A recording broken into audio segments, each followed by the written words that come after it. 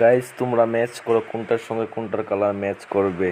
মাছের সঙ্গে কোন কালার, অক্টোপাসের সঙ্গে কোন কালার, বেগুনের সাথে কোন কালার ম্যাচ করবে, সবাই তোমরা গেস করে বলো কমেন্ট করে।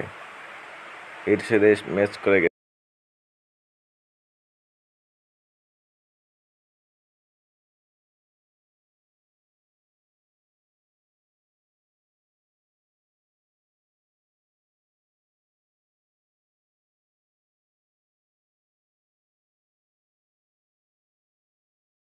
নীল বেলুন, লাল বেলুন, পিঙ্ক কালারের বেলুন সবকে ফাটিয়ে দিতে হবে।